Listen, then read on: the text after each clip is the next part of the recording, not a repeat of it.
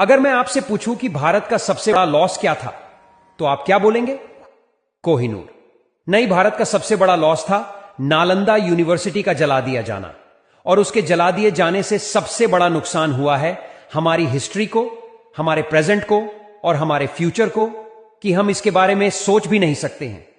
एक चाइनीज जब इंडिया आए तो उनका यह कहना था कि नालंदा यूनिवर्सिटी में जितने सब्जेक्ट थे उन्होंने कल्पना भी नहीं की थी। यूनिवर्सिटी का जो वॉचमैन था वो भी उनसे ज्यादा नॉलेज रखता था। जब दुनिया सोच में पड़ी थी कि सूरज धरती के चारों ओर घूमता है या धरती सूरज के चारों ओर घूमती है, तब हम यहां पर खगोल की पढ़ाई होती थी। जापान, चीन और दूर दूर के देशों से लोग यहां पर शिक्षा ग्रहण करने आते थे। यह विश्वविद्यालय ज्ञान का इतना बड़ा भंडार था। इस बात का अंदाजा आप इस बात से लगाया जा सकता है कि जब खिलजी ने 12 सेंचुरी में इस जगह को आग लगाया तो वो आज 4 महीने तक जलती रही।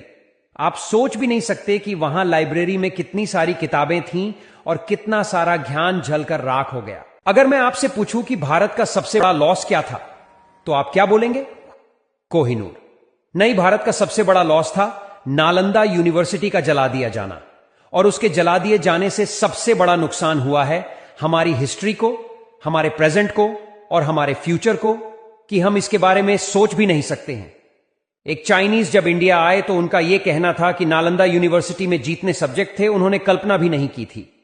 यूनिवर्सिटी का जो वॉचमैन था वो भी उनसे ज्यादा नॉलेज रखता था। जब दुनिया सोच में पड़ी थी कि सूरज धरती के चारों ओर घूमता है या धरती सूरज के चारों ओर घूमती है, तब हम यहां पर खगोल की पढ़ाई होती थी। जापान, चीन और दूर दूर के देशों से लोग यहां पर शिक्षा ग्रहण करने आते थे। यह विश्वविद्यालय ज्ञान का इतना बड़ा भंडार था।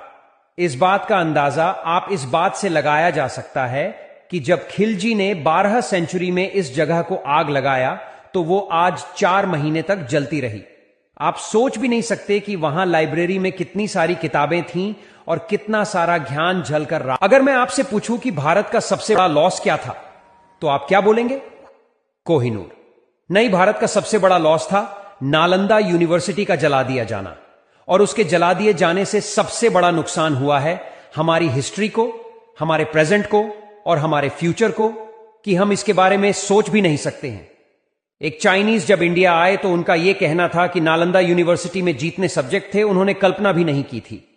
यूनिवर्सिटी का जो वॉचमैन था वो भी उनसे ज्यादा नॉलेज रखता था।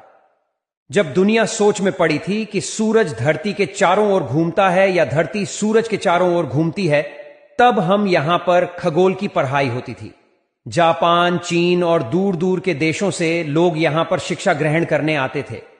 यह विश्वविद्यालय ज्ञान का इतना बड़ा भंडार था।